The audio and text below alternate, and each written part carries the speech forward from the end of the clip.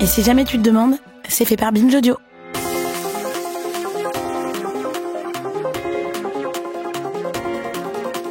Salut chers auditeurs, c'est Camille Test. Est-ce que vous vous êtes déjà senti jugé pour vos goûts, pour vos vêtements, pour la musique que vous écoutez, vos habitudes de vacances ou même pour votre déco ? Est-ce que vous vous êtes déjà senti nul vis-à-vis de gens qui avaient d'autres manières que les vôtres ? Est-ce que vous en avez déjà voulu à vos parents de ne pas vous avoir transmis certains codes ? Est-ce que vous vous êtes déjà vu adapter votre style ou votre vocabulaire pour passer, c'est-à-dire pour vous adapter autant que possible à un milieu plus favorisé que le vôtre ? Bref, est-ce que vous avez déjà vécu du mépris de classe ? Moi, ça m'est arrivé, par exemple, je me rappelle très précisément d'une copine en 2013 qui s'était moquée de moi car je coupais les tranches de saucisson trop épaisses. Elle avait dit « on n'est pas au PMU ». Je me souviens aussi, arrivant à Paris après avoir grandi entre le Jura, le Gard et la Haute-Savoie, d'avoir regardé à plusieurs reprises le film LOL pour y intégrer tous les codes et éviter autant que possible d'avoir l'air d'une provinciale. Maintenant, exercice d'honnêteté supplémentaire, est-ce que vous, du mépris de classe, vous en avez déjà ressenti pour des gens ? Est-ce que par exemple, vous avez déjà dit de certaines personnes qu'elles étaient des beaufs ? Je suis pas fière de moi, mais le mot beauf, il a très longtemps fait partie de mon propre vocabulaire. Si comme moi vous avez répondu oui à plusieurs de ces questions, ça veut sans doute dire que vous vivez dans cette société où l'on hiérarchise les gens en fonction de leur classe sociale. Et peu importe d'où vous venez, je suis prête à parier que ça ne vous a pas fait du bien.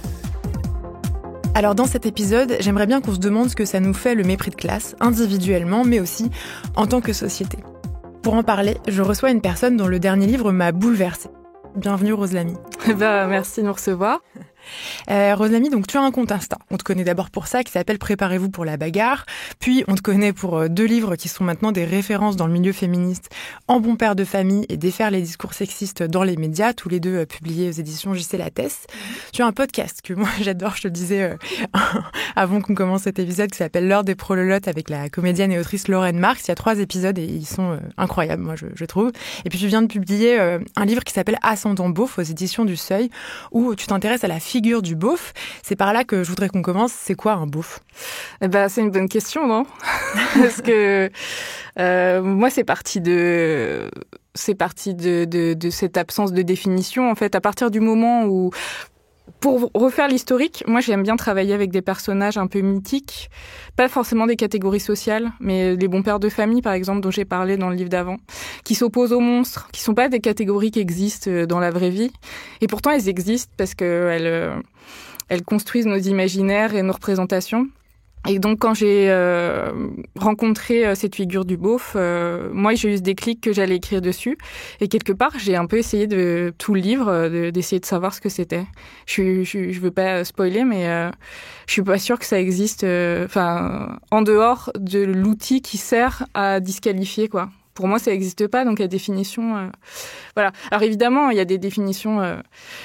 Il y a des définitions dans le dictionnaire. Il y a Le Beauf de Cabu, qui est une BD. Donc là, on a carrément un portrait robot avec tous les goûts et même l'apparence physique du beauf. Donc il est gros, il est moustachu, il a une calvitie, il est alcoolique, misogyne, raciste. Il a des goûts associés aux classes populaires pour la chasse, le PMU, le loto, des trucs comme ça. Donc voilà, on pourrait se baser sur ces définitions-là. Moi, je crois qu'il n'existe pas. Enfin voilà, c'est une certitude que j'ai. Et il existe parce que on le désigne. Voilà, donc c'est toute son ambivalence. Cabu, pour préciser, c'était un dessinateur de Charlie Hebdo. Oui, qui est mort pendant les attentats, d'ailleurs, de Charlie Hebdo. Qui donc avait ce personnage récurent et puis qui est plus une espèce de... Il a un antagoniste. De proto-woke, en fait, son antagoniste. Complètement, ouais. C'est marrant. Ce que tu montres, c'est que, en fait, cette figure du beauf, elle nous sert, y compris à gauche, parce que, par exemple, si ce beauf, c'est notre vieil oncle raciste, ça veut peut-être dire que nous, on ne l'est pas, si lui, il l'est.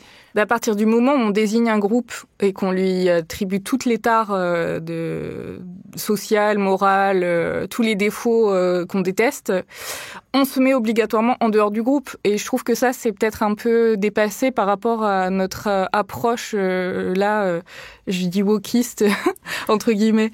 Et à la fois, pas entre guillemets, parce que bon, faut assumer, avec tout ce que je fais, je suis bien woke. Mais je trouve que c'est un peu dépassé par rapport à nos approches, où on est plus sur des analyses structurelles, le fait d'être tous traversé par plein de choses et d'arrêter de voir les choses sous l'ordre juste de la morale. Voilà, je pense on essaye de voir les choses sous l'angle dominant-dominé et un peu moins bon et méchant, quoi. Et je trouve que c'est... Voilà, on est peut-être passé à autre chose. Et pourtant, on reste un peu coincé dans cette tradition de la gauche qui remonte à mai 68, où on désigne les bons et les méchants et sur la base de choses vraiment très discutables. On va y revenir. Dans ce livre, ce que je trouve vraiment étonnant, c'est que toi, en fait, c'est un exercice assez personnel où tu as réfléchi finalement ce que le mépris de classe, ça t'avait fait, où tu racontes plein d'histoires de ta propre vie sur lesquelles on va revenir pour certaines. Ce que je me suis dit en le lisant, c'est qu'en fait, ça nous tendait tous et toutes un miroir et que ça allait faire un choc à la fois aux méprisés de classe et à la fois aux méprisants de classe. Et est-ce qu'on est vraiment seulement méprisé ou méprisant ? Ça, je pense qu'on va y revenir aussi. Toi, tu racontes qu'un jour, tu as découvert, entre guillemets, que tu étais beauf. Comment ? Oui. Bon, ça, c'est parce qu'il faut une sorte d'événement fondateur, mais je pense que j'en avais quand même quelques consciences avant. Mais c'est toujours ça vient toujours un peu de la confrontation. Et moi, c'est vrai que j'étais un peu dans ma bulle. Je sortais pas beaucoup au lycée, j'étais un peu solitaire. Et la confrontation a eu lieu tard, quoi.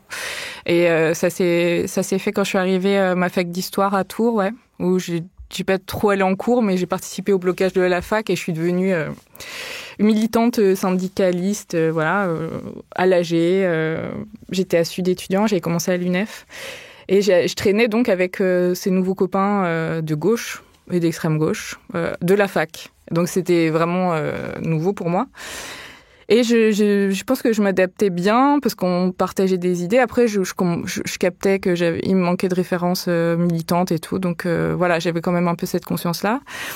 Mais on s'entendait bien. Et puis voilà, je raconte qu'à une soirée, on joue du Jodassin et que là, il y a les deux mondes qui se confrontent, quoi. Où moi, je suis hyper premier degré parce que vraiment, dans ma bulle, j'ai toujours adoré Jodassin. Il n'y avait pas de sujet d'ironie. Et puis, je vois ces gens se comporter différemment, mettre de la distance, ironiser, se moquer. Sur un morceau qui s'appelle Les yeux d'Émilie. Les yeux d'Émilie, ouais, qui maintenant on me dit que c'est pas beauf, que c'est hyper branché, mais ça, on en parlera plus tard. Et donc voilà, je vois ça, puis on me dit que c'est un plaisir coupable, et vraiment moi ça me percute parce que je dis mais qu'est-ce qu'il y a de coupable à aimer Jodassin ? Enfin, vraiment un truc que j'ai pas compris. Et quand je dis que j'ai découvert que j'étais beauf, c'est parce que même si jusque-là j'avais compris que je manquais de capital culturel, de culture, de livres. Je m'en suis rendu compte au lycée aussi, qu'il me manquait plein de choses, que j'allais voir des comédies musicales ou des films en VF, ce que mes copains d'école faisaient pas, que je regardais beaucoup la télé, qu'il n'y avait pas de livres à la maison. J'avais conscience de tout ça et j'essayais de changer, mais quand j'ai pris conscience que j'étais beauf, c'est que là, pour Jodassin, j'ai dit c'est mort. Là, ça, j'abandonne pas, c'est trop important, ça me constitue trop et je l'aime, en fait, tout simplement.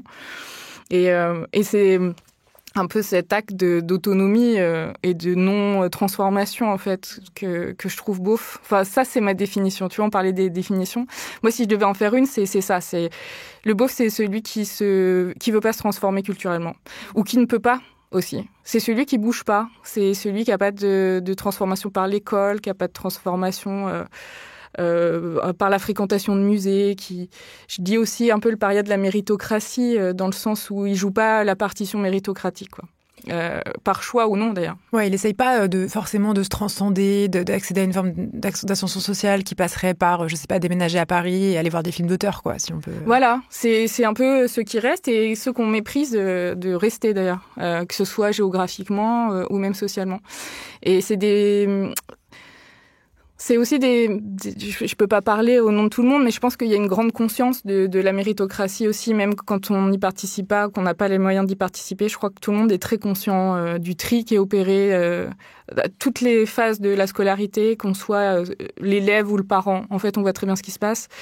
On voit très bien qu'il y a un désir d'ascension qui est porté tout le temps sur le fait de bien faire ses devoirs, de réussir à l'école, d'avoir un meilleur métier que ses parents, et une haute conscience que ça marche pas, quoi. Ça marche pas pour tout le monde. Ça marche pas pour tout le monde, ouais, et pour la majorité, ou en tout cas, il y a des petits déplacements, mais ce fameux mythe méritocratique qu'on nous vend, voilà, c'est l'antagoniste encore une fois du beauf, quoi. Moi, c'est un truc que je pense aussi, c'est que le transfuge, voilà, il y a la notion de transformation, même de changement de camp, de reniement. Le transfuge de classe qui, en quelque sorte, renierait son milieu d'origine. Oui, puis qui se transforme totalement, quoi. Et le beauf qui, lui, se transforme absolument pas, qui reste sur ce qu'il croit savoir, qui connaît rien, qui reste dans sa médiocrité, quoi. C'est un truc intéressant. Dans ton livre, tu cites plein d'exemples de mépris de classe que tu vois un peu partout et qui parfois sont un petit peu compliqués à appréhender. Par exemple, la question des prénoms. Tu dis que tu écoutes une émission sur France Inter, qui est censée être une radio quand même assez de gauche, en tout cas l'émission que tu expliques. Ouais. Voilà. Et en fait, on se moque des prénoms américains, Kevin, Kimberley, Jordan. Oui. Et tu parles aussi de Jordan Bardella, en fait. Oui, c'est lui qui est évoqué dans le sketch, en fait, puisque c'est... Avec le beauf, en fait, ça va toujours être un peu mêlé, la question politique et la question de la culture. Donc ça, c'est vraiment une donnée qui est observable. Hein. Et là, donc, on a un sketch qui se moque des prénoms, qui dit on va avoir un président Jordan et puis quoi encore un premier ministre Kevin et une ministre de la culture, Kimberley. Ministre de la culture, c'est pas ministre d'autre chose. Donc tout est entremêlé toujours à cet endroit-là. Et donc, c'est lui qui est convoqué dans ce sketch. C'est Jordan Bardella, par le prénom Jordan. Et ça, ensuite, ça s'interroge sur le fait qu'on aurait ces gens-là, ces prénoms-là qui arriveraient au pouvoir. Et puis, ça parle de beaufisation des prénoms. Et ça m'a interpellée, évidemment. Et j'ai demandé à un sociologue, donc Baptiste Coulmont, ce que c'était des prénoms beaufs, parce que j'en avais aucune idée, quoi. Et c'est quoi ? Justement, tu l'as un peu dit, hein. C'est des prénoms qui viennent... Enfin, je vais résumer avec sa phrase à lui que je répète tout le temps. C'est des prénoms qui naissent et qui meurent dans les classes populaires. C'est des prénoms qui viennent de la culture de masse, de la culture pop, des prénoms à consonance américaine. Alors ça, c'était dans les années 90, maintenant ça évolue. Et qui sont méprisés, stigmatisés. Voilà, comme les Kevin, par exemple, il y a un documentaire qui a été fait sur Sauvons les Kevin, et je trouve qu'il est édifiant pour voir la stigmatisation qui existe autour de ce prénom, qui peut paraître anecdotique, et à la fois, ça révèle vraiment quelque chose de profond. Et je rajouterais juste que ils sont beaufs parce qu'ils viennent des classes populaires, mais il y a aussi encore cette notion d'autonomie qui est importante, parce que Baptiste Coulmont m'expliquait que jusque dans les années 80-90, c'était la bourgeoisie qui donnait le tempo des prénoms et qui nommait ses enfants. Ces prénoms ruisselaient quelque part sur les classes populaires, jusqu'aux classes populaires. Puis une fois qu'ils étaient trop donnés par les classes populaires, la bourgeoisie les changeait. En disant mais c'est ringard, regardez maintenant c'est trop donné, on donne des prénoms de nos grands-mères à des enfants, ça ne va pas du tout. Donc ils changeaient leurs prénoms et puis ce cycle continuait. Et quand je dis qu'il y a une notion d'autonomie, c'est que là ils prennent leurs décisions sans se référer à personne, sur la base de leur propre culture, quoi. Et je pense que c'est vraiment aussi ça qui est sanctionné. Tu montres aussi que dans le mépris de classe, il peut y avoir quelque chose de très géographique. Toi, tu nais en Haute-Savoie, plus tard tu grandis dans le Berry, que d'ailleurs à l'école on appelle, on considère que ça fait partie de la diagonale du vide, qui est déjà une façon de présenter les choses qui questionne. Plus récemment, tu donnes un exemple aussi, je crois que c'est pas dans le livre, mais dans une interview que tu as faite sur le regard que peuvent porter les médecins. On a vu là sur il y avait une loi qui était portée sur l'idée qu'on pourrait peut-être obliger les médecins à s'installer dans des déserts médicaux.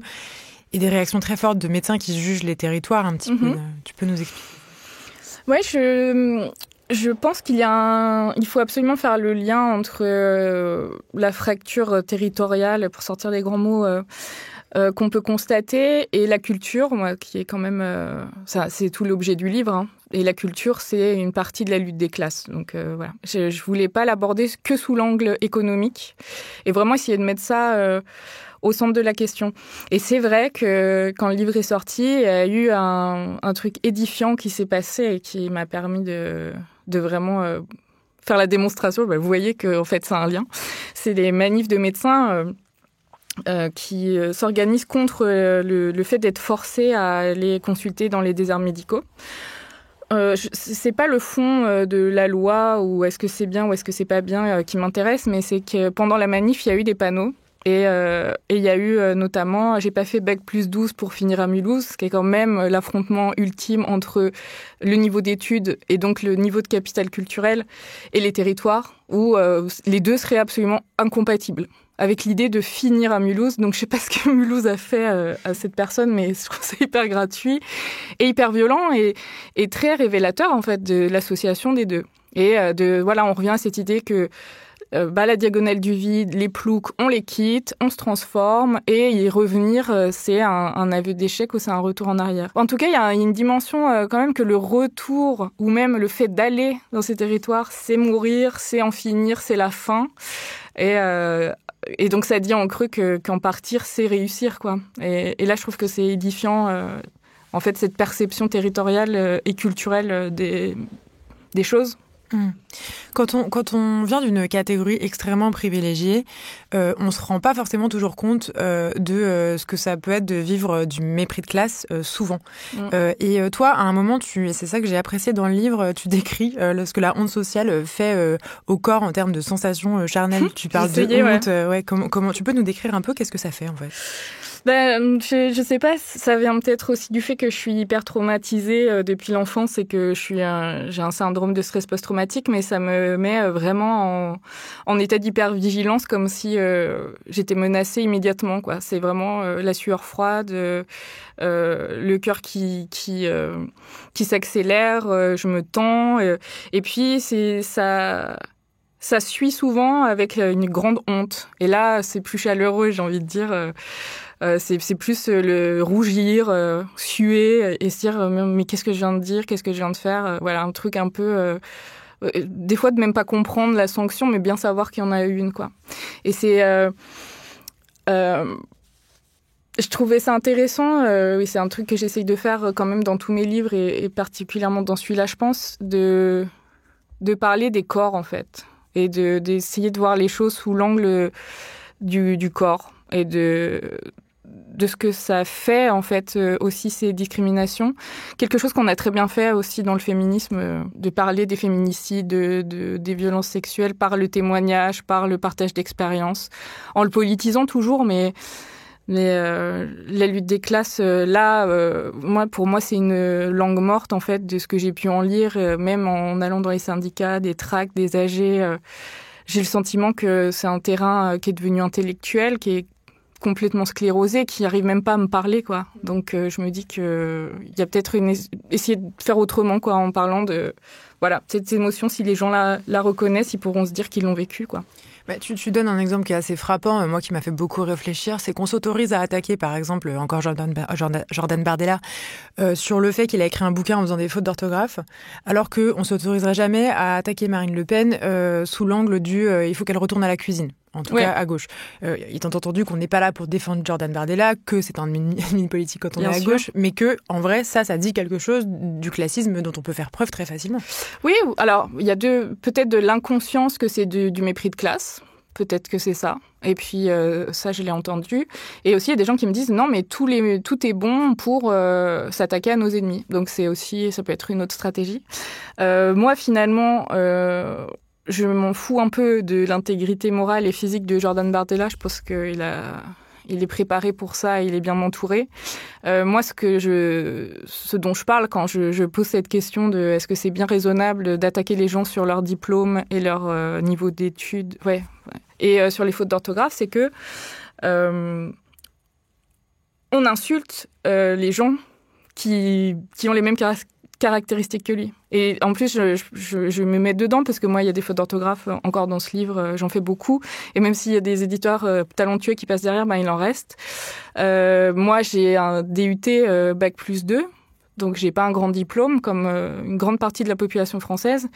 J'avais lu, je retrouve plus où c'était, qu'il y avait 60% de la population qui sont en insécurité orthographique quand il s'agit d'écrire un document officiel. Donc je me dis, ces gens-là, c'est des observateurs silencieux de ce qui se joue quand un camp attaque sur cet aspect-là. Et j'ai peur qu'on s'éloigne d'eux, voire qu'on les rapproche.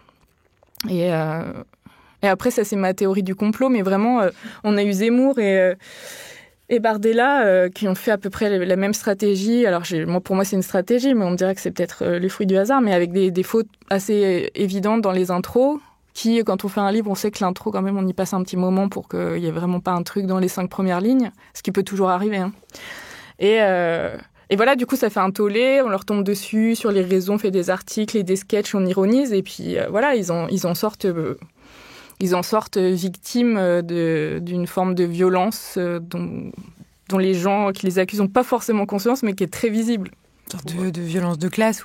Et ça, d'ailleurs, tu montres aussi qu'il y a plein de personnalités politiques de droite qui ont joué de toute façon sur cette image d'être petit-fils, arrière-petit-fils du monde ouvrier. Je crois que tu cites Édouard Philippe, petit-fils de docker. On a Macron qui est soi-disant petit-fils de cheminot.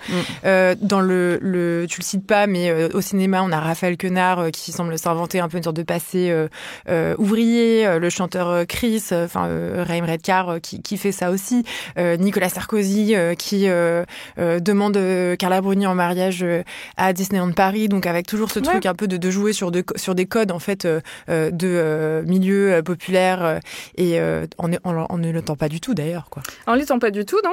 Et donc il y a peut-être deux choses. Il y a le truc de performer un peu la méritocratie, parce que ça, c'est une idée bourgeoise, la méritocratie. C'est quelque chose qu'ils imposent parce que ça permet que tout le monde se tienne bien sage avec la pirouette facile. Quand on veut, on peut. Donc, si vous êtes où vous êtes, c'est que vous ne l'avez pas voulu et que vous n'avez pas assez travaillé. Donc, c'est vraiment une idéologie très ancrée et qui se trouve à toutes les étapes de la société, à tous les âges, voilà, c'est là. Et donc, en tant que garant de cette idéologie, faut bien qu'il la mette un peu en scène. Et il n'y a aucune méritocratie dans la reproduction sociale de son statut, quoi. Si ses parents sont déjà bourgeois et qu'on l'est, il n'y a pas grand-chose à raconter. Donc, ils vont un peu grossir le trait entre les origines sociales, ils vont les baisser un petit peu, et puis voilà, faut que l'amplitude entre le point de départ et le point d'arrivée soit un peu plus grand que ce qu'elle est en vrai. Et donc c'est pour ça qui participent à cette mascarade, ouais. Et alors, des gens pourraient dire, non mais ça va, une blague sur les beaufs de temps en temps, ça n'a jamais tué personne. Mais toi, ce que tu montres, c'est qu'en fait si, parce que c'est un continuum et que ça commence à la blague de beauf et ça finit à une réalité qui est que quand on est issu des catégories populaires, on meurt plus tôt, on vit souvent dans des endroits où on est dans des déserts médicaux, on n'a pas de médecin traitant, donc ça a bien des conséquences en fait, le fait de, en quelque sorte, rire des catégories populaires. Oui, mais c'est pour ça que c'est important de revenir à ces questions de vie ou de mort, en fait, et au corps, parce que on peut trop se perdre dans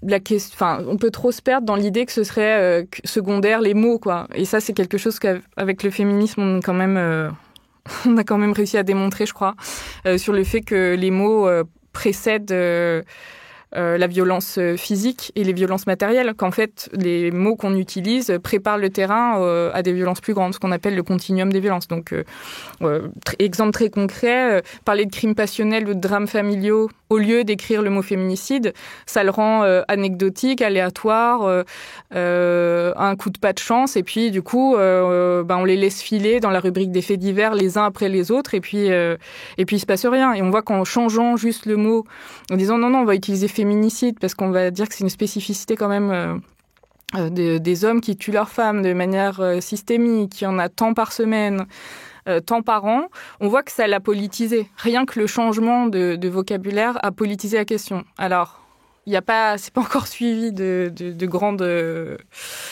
actions pour y remédier, hein, et j'en suis désolée.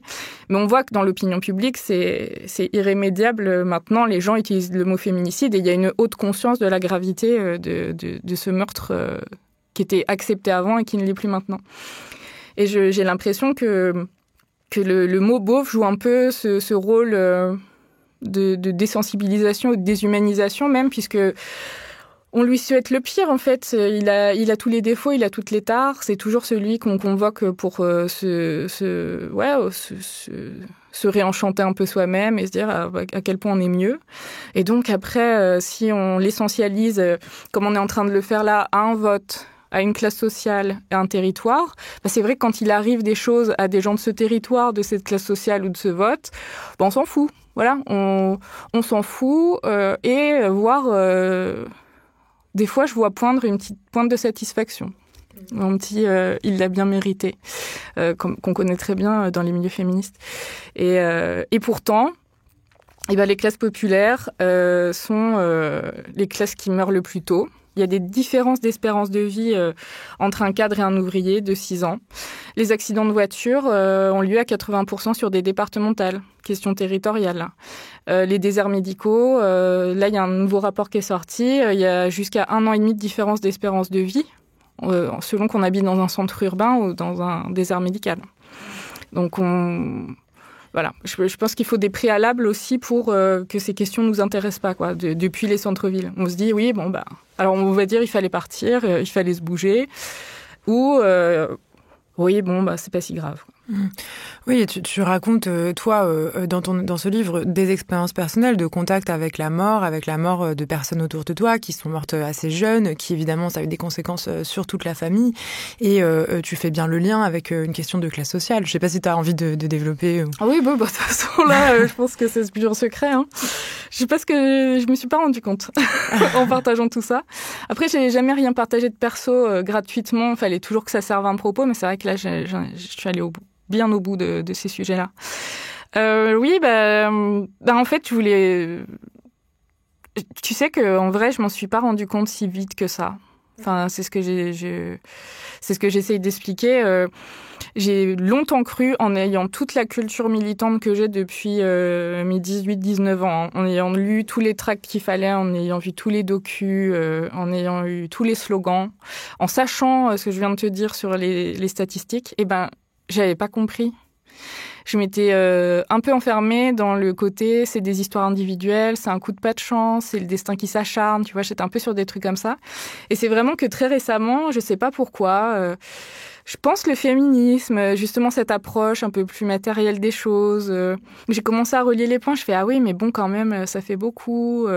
Voilà, je me suis un peu dit, t'étais pas si folle que ça à penser qu'il y avait une structure au-dessus qui avait un peu condamné les hommes de ta famille à mourir jeunes de plusieurs manières différentes d'ailleurs. Oui, parce que pour préciser pour nos auditeuristes qui te liront, mais donc tu perds ton papa et ton oncle, un cousin très jeune également. Ouais.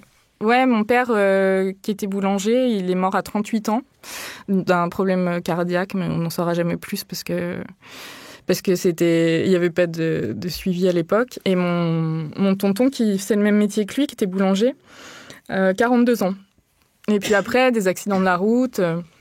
Mais ce qui est important, c'est que boulanger, je sais pas, moi-même dans ma représentation, je me disais c'est petit patron, quoi. Et en fait, j'ai lu dessus, et en fait, c'est des métiers ouvriers, de manutention. Il y a de la manutention, il y a des inhalations de farine, il y a du travail de nuit. En plus, c'était boulanger pour des hôtels-restaurants, donc ils allaient les livrer, ils portaient des sacs et tout. Et ça, plus des pratiques d'alcool, de tabac, de manque de sport, de manque de soins, tout ça mélangé. Bien sûr qu'en fait, il y avait une dimension de classe. Et j'étais un peu en colère, en fait, de me dire qu'on m'avait privée de ma capacité de conscience de classe en parlant mal ou en parlant de manière à ce que moi, j'y ai pas accès. Alors que je voulais y avoir accès. Enfin, je tournais autour du truc quand même. Enfin, j'étais dans ces milieux. Et l'approche. Et puis, je parle aussi d'un copain sociologue qui m'avait dit que j'étais de classe moyenne. Voilà. Voilà, il y a une confiscation en fait de la conscience de classe qui permet de lire le monde de manière un peu plus juste, quoi. Il y a un petit souci de ce côté-là, et c'est aussi ce que j'essaye de faire, d'en parler différemment. Là, je reçois beaucoup de témoignages de gens qui me disent j'avais jamais compris que ça pouvait être lié en fait. Voilà, ne serait-ce qu'aussi les accidents de la route. Chez les jeunes hommes qui étaient dans nos classes au lycée, c'est un système aussi qui produit ça. Donc il y a plein de gens qui prennent conscience de ça.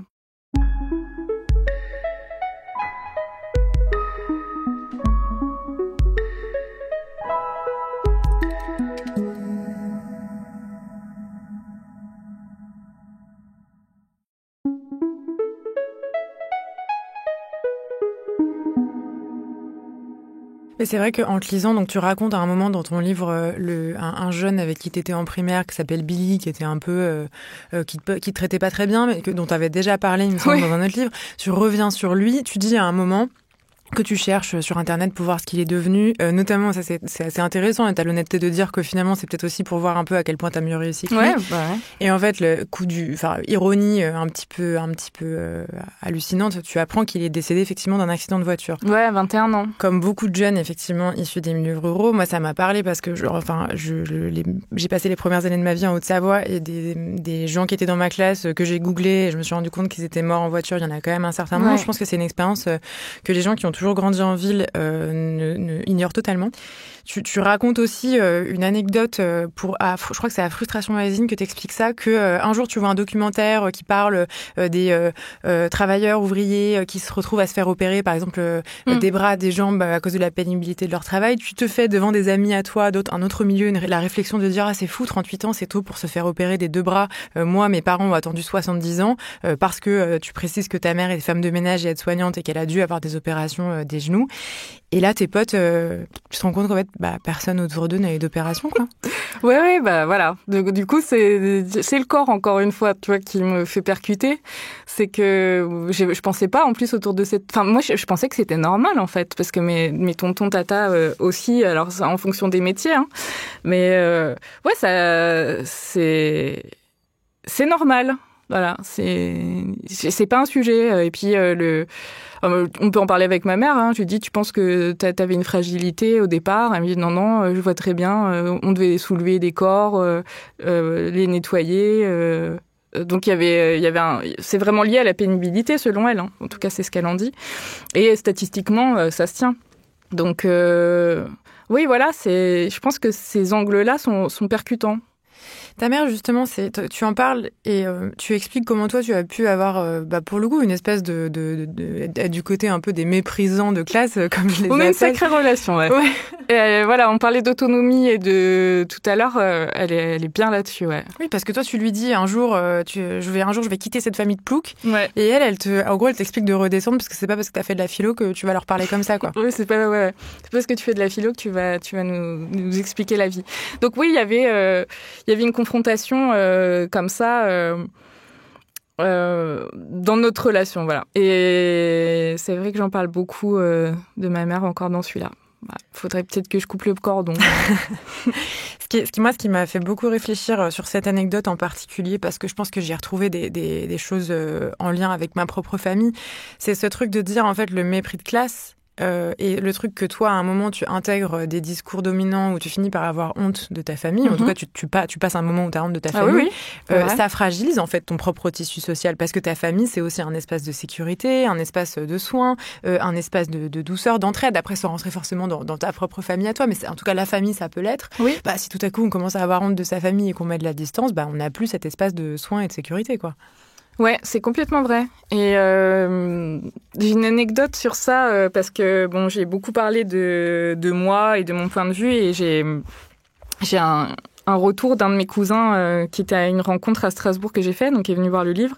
Et justement, elle lit une partie du livre en sachant pas qu'il était là sur le fait que, à un moment, je raconte dans le livre que tout le monde ne rêve pas d'une ascension sociale par la culture ou par les métiers intellectuels, voilà. Et donc, je lui dis, tu valides? Il me dit, oui, je valide. Donc voilà, on rigole. Et donc après, on va manger ensemble. Et il me dit, ça m'a fait réfléchir quand même, ce livre et tout. Et je me rappelle d'une fois où, nous, on se voit tous les ans. On fait des soirées, des fêtes en salle des fêtes, et nous, c'est Pâques. Et le pâté de Pâques Berrichon, c'est la fête quasiment plus importante que Noël. Et donc, on se retrouve tous les ans. Et on a le droit de le louper une fois, mais pas deux. Enfin, voilà, c'est très important dans ma famille. Donc, il me disait, on se voit une année, on se fait une bonne bouffe, on s'entend trop bien. Et tu reviens l'année d'après, et t'es végane. Et limite, tu me dis que je suis un meurtrier parce que j'ai des chaussures en cuir. Moi, je le vivais comme une trahison, en fait, aussi, ce changement rapide, cette transformation sans nous avoir prévenus. Et j'ai trouvé ça hyper intéressant parce que, je pense que j'ai fait ça, voilà.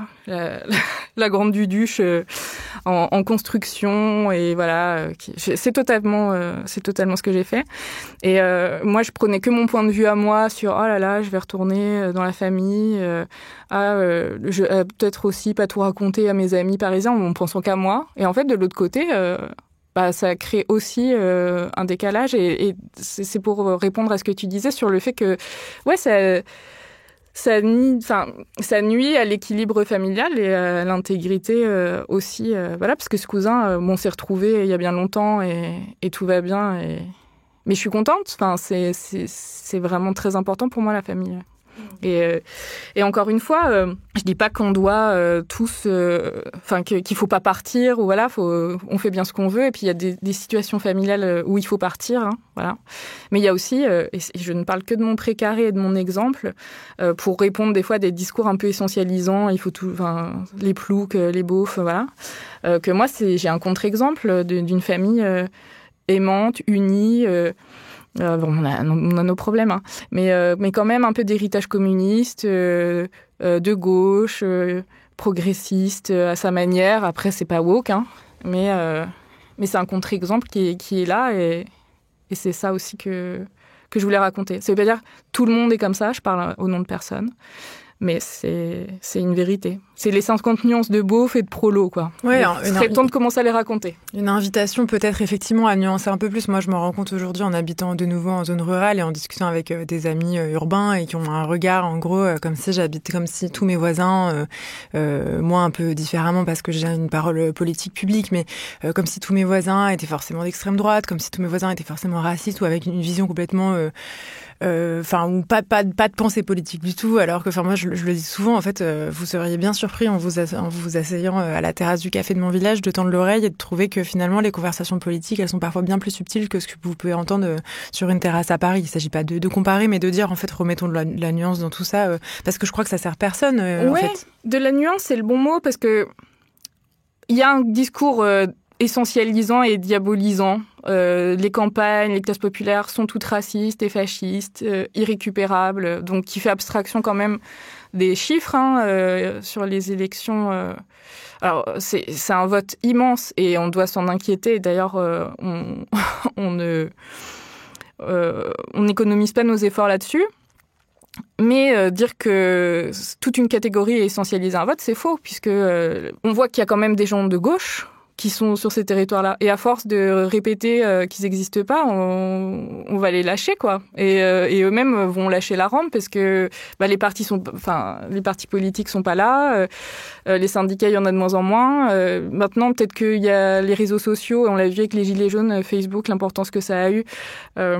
C'est un peu un moyen de se reconnecter les uns les autres. Et si on lit en permanence sur les réseaux sociaux qu'on n'existe pas, à un moment, ça va finir par se réaliser.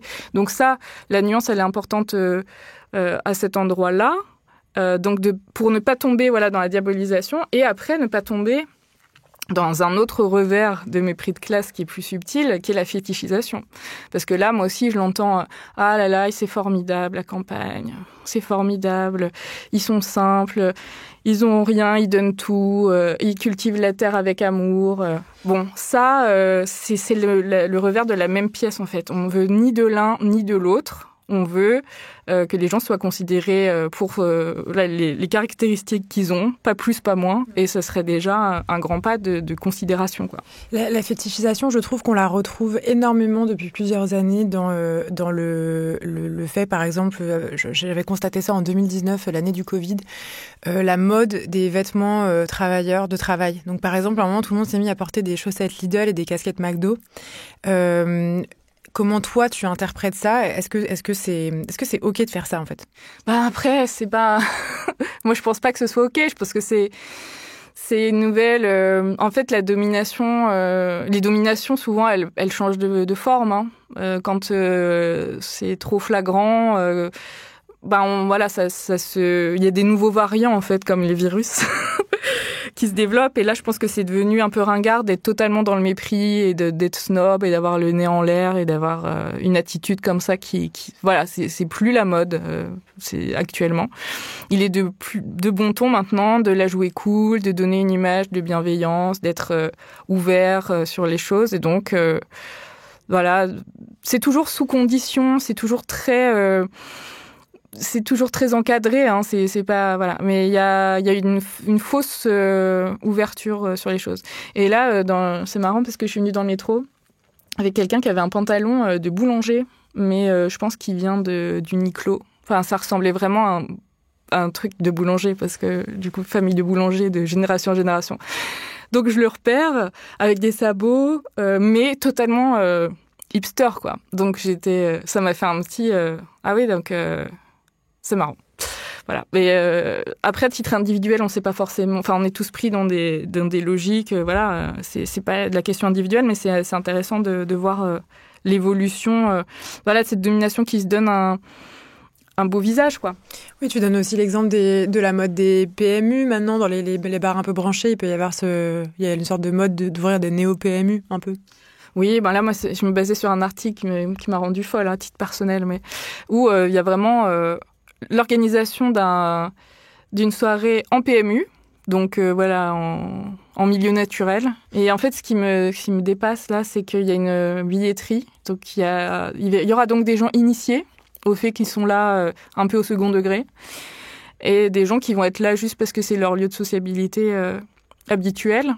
Et là, va se confronter des gens qui sont au premier degré, enfin qui sont juste là, et des gens qui s'en moquent. Et alors ça, d'institutionnaliser ça, mais ça fait penser ça au film me dépasse. ça fait penser au film Le Dîner de con. Non, mais voilà, c'est ça. Il y a vraiment un rapport au fait de savoir, quoi, et un truc de second degré, premier degré, qui est vraiment très important à garder en tête, quoi. Voilà, maintenant, il y a plein de hipsters qui écoutent Jul, et c'est en fait très bien si ça vous plaît, mais je vois que cette écoute, elle est conditionnée, quoi. Faut pas que ce soit que ça, faut quand même écouter aussi d'autres choses, faut quand même aller au musée, faut quand même, voilà, le cumuler à plein de choses pour que ce soit pas une définition totale de soi. Et voilà, c'est tous ces règles tacites qui sont jamais expliquées, qui sont intéressantes à essayer de comprendre. Tu parles de musique, ça me fait penser à l'exemple que tu donnes sur Larousseau, qui a été repris par Juliette Armanet, et tout à coup, on se met à adorer cette chanson qui s'appelle « Tu m'oublieras », il me semble. Ouais, mais il y a plein d'exemples. C'est marrant parce que j'ai pris celui-là et il y a eu le film Partir un jour qui est sorti au même moment, donc du coup, j'ai quand même beaucoup parlé. Ouais, parce que en fait, il est assez édifiant, et si vous voulez faire l'exercice d'écouter les deux versions, je pense que ça se passe quelque part de commentaires. C'est que on a une chanson de dance de Larousseau qui fait des vibes pas possibles parce que c'est les années 90 et que voilà, c'est la forme de la chanson, qui est d'ailleurs une reprise déjà de Régine. Puis plus tard, il y a une reprise de Juliette Armanet sur France Inter, encore une fois, très épurée au piano, très solennelle, très sobre, et elle est super aussi. Moi, ce qui m'a interrogée, c'est les commentaires de mon entourage ou même sur les réseaux sociaux de l'époque qui étaient mais elle est bien cette chanson en fait, et c'est ce en fait qui m'interpelle, parce que encore une fois, la chanson, il faut qu'elle subisse une transformation et qu'elle soit rendue audible aux oreilles de certains pour qu'en fait, elle soit bien, alors qu'elle l'était déjà. En fait, ça pose pas mal de questions. Et je parle beaucoup de Starmania parce que ma page Instagram, elle s'appelle « Préparez-vous pour la bagarre ». C'est des paroles de Quand on arrive en ville. Je suis fanatique de cette comédie musicale. Je connais tout.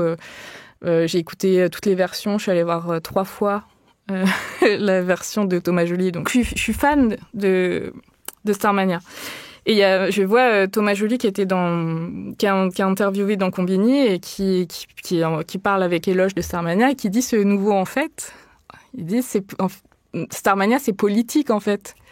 Et je trouve ça dingue de l'affirmer après coup comme ça, comme s'il avait fallu une nouvelle relecture et le dépoussiérer pour mettre à jour que c'était politique alors qu'on le sait.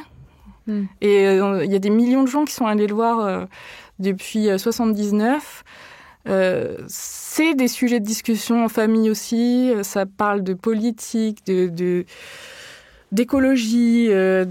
C'est c'est Trump, 0 janvier. Enfin, il y a des tonnes de... Ça nous permet, en fait, aussi d'en discuter. Et ça a toujours été politique. Donc, voilà, ce « en fait » pose question, parce qu'il est violent, en fait. Sans faire exprès, je le refais, mais... en fait, c'est violent.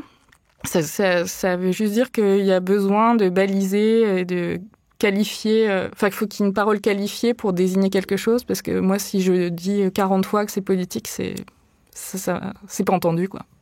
La question que je me suis posée en te lisant, c'est pourquoi on se méprise, pourquoi on méprise ce qu'on estime être les classes inférieures à nous, sachant qu'on est en fait tous et toutes pris dans cette espèce de hiérarchie, parce qu'il y aura toujours un moins beauf que soi qui nous, entre guillemets, qui nous méprisera. Donc pourquoi on méprise et qu'est-ce qui se passerait si on arrêtait de le faire ? Bonne question.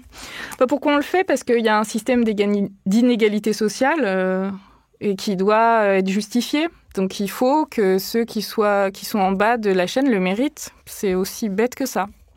Et il faut qu'on les méprise pour avoir envie de s'en extraire. Il faut qu'on admire les classes dominantes en les jugeant vertueuses et hyper talentueuses et méritantes d'être où elles sont. Sinon, le monde serait insupportable. On se dirait, mais pourquoi j'ai pas les mêmes opportunités ?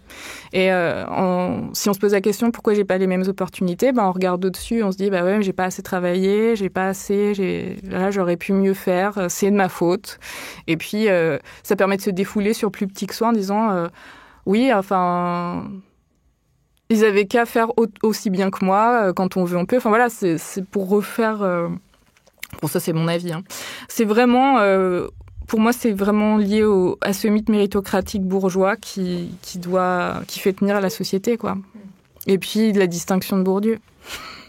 Tu peux nous expliquer en 2 mots la distinction ? Pour résumer, parce que... Bon, déjà, le disclaimer, moi, je peux pas lire la distinction de Bourdieu. Donc, j'ai essayé tous les matins de faire 10 pages et tout, c'est impossible. C'est un gros bouquin de référence sociologique. Voilà, c'est un immense bouquin, c'est pas très accessible, paradoxalement. Donc, j'ai lu des gens qui parlent de lui, j'ai lu ses textes quand il passait à la télé. Il fait des émissions, des interviews. Il a aussi fait des articles dans Le Monde diplomatique. Donc ça, j'ai compris. Donc je ne prétends pas vous faire un résumé de la distinction. Mais pour lui, la culture ne servirait qu'à distinguer les classes sociales. Et toute même forme de culture n'est qu'une distinction. Donc l'art n'existerait quelque part que pour justifier qu'il y ait des gens qui manquent d'accès et de gens qui accèdent. Voilà, pour résumer. Est-ce que toi, tu as des recommandations à nous faire ? C'est-à-dire, est-ce que quand on arrive à la fin de ton livre, est-ce qu'il faut retenir on arrête d'utiliser le mot beauf ou pas ? Comment on fait en fait pour pas alimenter ce système de mépris de classe qui, on le rappelle, tue des gens à la fin ? J'ai pas de préconisation particulière. C'est un peu pour ça que moi je pense que c'est un livre beauf en fait que j'ai fait sans m'en rendre compte et sans vraiment le vouloir. C'est qu'il a pas de plan, il n'a pas vraiment de conclusion. C'est plein d'associations d'idées, de souvenirs, de chansons, de sociaux, voilà, qui ouvrent des portes plus qu'ils n'enferment. Donc, et ça me plaît beaucoup. Hein. Je vous dis ça, je suis vraiment trop fière de ce livre et je l'aime beaucoup. Mais voilà, c'était plus un geste de est-ce qu'on peut discuter que voilà maintenant la nouvelle norme de non mépris, c'est ça, parce que déjà je pense que c'est vain des postures morales, moi ça m'ennuie un peu, et sur ce sujet c'est encore moins possible puisque on est tous coupables et victimes à la fois. Donc voilà, c'est plus un appel à réfléchir au fait de l'utiliser, ce mot, d'essayer de voir ce qui se cache derrière, d'essayer de voir pourquoi on ressent le besoin de l'utiliser, dans quel cadre. Voilà, moi j'ai pas de préconisation particulière à faire. Moi j'essaye de plus l'utiliser, ou alors j'essaye de l'utiliser dans le sens dont j'ai parlé aujourd'hui, d'autonomie. Je dirais pas de fierté parce qu'il n'y a pas de fierté beauf si ça n'existe pas, mais un truc de dignité, de dire voilà, façon ma mère, on a autant de valeur. Voilà, un truc un peu autonome comme ça que j'aime bien. Mais voilà, j'ai pas de solution. Est-ce que pour toi, dans les milieux féministes, il y a quelques années, et dans les milieux queer aussi, on s'est beaucoup dit, arrêtons de regarder tout le temps, je sais pas, des films réalisés par des hommes blancs cisgenres, mais essayons de consommer autre chose. Ouais. Est-ce que ça, c'est quelque chose que tu recommandes ? Et en fait, est-ce que c'est possible, en fait ? Alors ouais, super, c'est ça aussi que je rajouterais. On a Dans le féminisme, on nous a dit MeToo, c'est la libération de la parole. Et nous, on a dit non, c'est la libération de l'écoute parce que les femmes et les enfants ont toujours parlé. Et on n'y est pas là, sur les classes populaires. On les écoute pas du tout. Pourtant, elles parlent à plein d'endroits. Voilà, il y a eu les gilets jaunes, il y a les cahiers de doléances des gilets jaunes qu'on a du mal que les chercheurs ont du mal à récupérer pour pouvoir les analyser. Donc, ça fait quand même des années qu'on n'y a pas accès. Il y a eu la victoire du PSG, ça dit des choses. Il y a cette fête de la musique hyper populaire. Là, il y a plein de choses qu'on pourrait capter. Il y a des gens qui s'expriment sur les réseaux sociaux, même si on les disqualifie en disant que c'est le PMU du coin, toujours ce bon vieux PMU. Je veux dire, les gens parlent, mais on les écoute pas. Et ça me permet de placer cette phrase de Bourdieu que j'adore. Les classes populaires ne parlent pas, elles sont parlées, même quand elles se donnent des porte-paroles. Où là, vraiment, si j'avais une préconisation, c'est d'arrêter de parler à la place des gens. Que ce soit dans le sens diabolisation, que ce soit dans le sens essentialisation, que faire des œuvres dessus sans laisser la parole, c'est vain. Moi, je préconiserais de produire de plus en plus de contenu des classes populaires, même si ça heurte, même si c'est pas exactement la vision qu'on s'en fait, parce que je pense qu'il y a une forme de vision un peu passéiste à gauche de l'ouvrier métallurgiste d'une époque où les intellectuels marchaient main dans la main avec les ouvriers. Là, ça piquerait un peu plus, je pense, d'écouter vraiment les classes populaires quand on est de gauche. Mais je crois que c'est ce qu'il faut faire, ça a changé, quoi. Il y a aussi des nouveaux variants de ce côté-là, d'essayer de les écouter.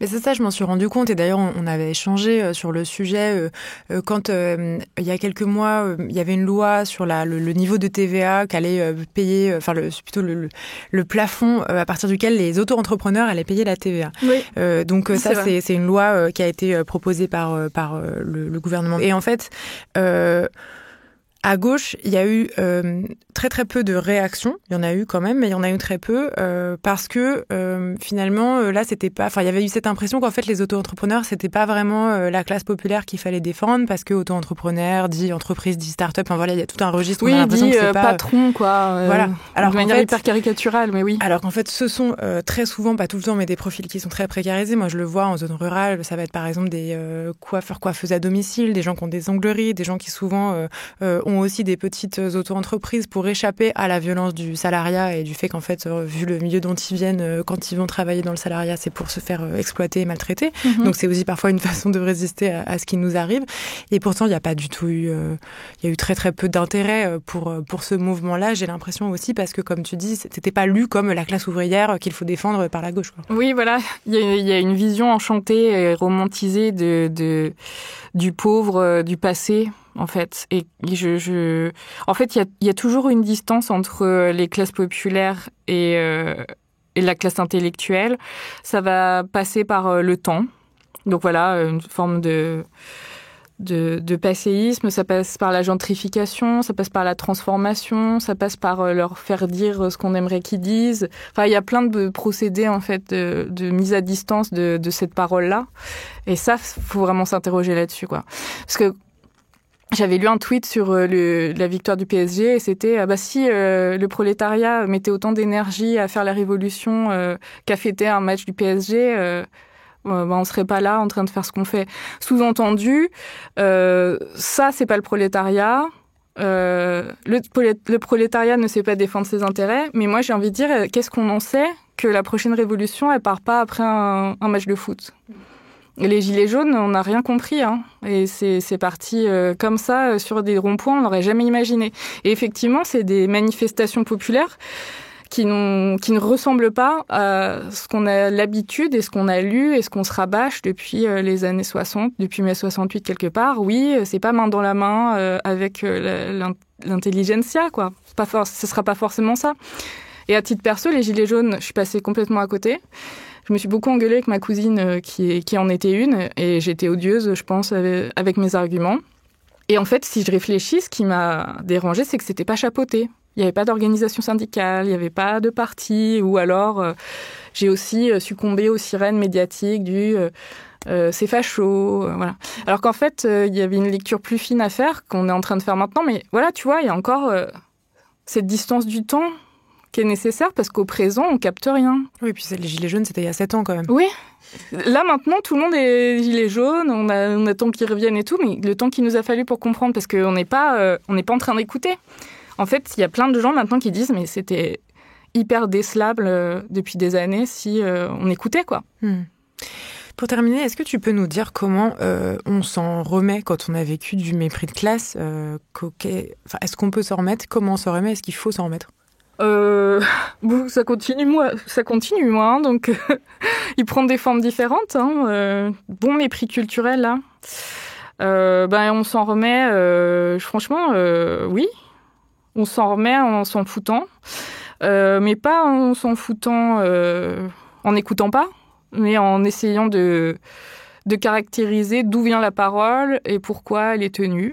Et moi, c'est ça qui m'aide. Là, j'ai compris plein de choses aussi de ce que j'ai pu recevoir, qui est vraiment lié à la forme du livre et à mon autonomie à avoir parlé de classe sociale. Enfin, genre, c'est vraiment l'indécence ultime, quoi. De faire ça alors qu'on est ni transfuge littéraire, ni prof de sociaux, c'est le crime de lèse-majesté, quoi. Une fois que j'ai compris ça, je me suis dit, bon, c'est légitime. En tout cas, c'est logique. Que je me fasse disqualifier, mais oui, on s'en remet, ouais, en le comprenant. Mais ce qui est dingue, c'est que, c'est une mise en abîme en fait ce livre, parce que ce que je dis dedans se reproduit dehors, quoi, ouais. Autour de lui. Comme si en fait le beauf aussi c'était un peu radioactif. À partir du moment où tu utilises le mot, t'es associé à ces caractéristiques donc d'ignorance, de vulgarité, de populisme, de manque de sérieux. C'est assez intéressant. En te lisant, je me suis fait la réflexion que me sont venus plein de souvenirs totalement oubliés, peut-être même un peu refoulés, de mépris de classe que moi j'avais subi, mais aussi honnêtement que j'avais perpétré, mais à de très très très nombreuses reprises. Et donc ça a vraiment créé un examen de conscience que je m'attendais pas à voir advenir, d'autant que j'avais l'impression, un peu comme toi qui dis que tu es woke, ces dernières années d'avoir fait un examen de conscience sur les enjeux sexistes, les enjeux racistes. Évidemment, c'est un travail qui ne s'arrête jamais, mais il n'empêche que je me sens un peu plus solide sur ces choses-là.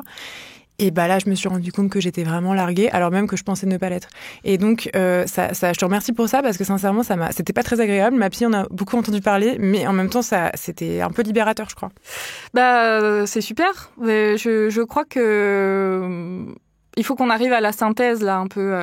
Il y a eu le Class First, moi, dans lequel j'ai grandi de manière militante, où on fait la lutte des classes et il n'y a rien d'autre qui compte. On parle pas du tout de race, de genre, d'autres oppressions.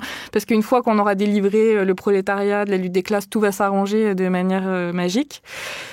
Moi, un milieu duquel je me suis un peu éloignée, pour arriver dans le wokisme, où là, on était dans une autre approche des choses, mais où la classe est plutôt absente à mon sens.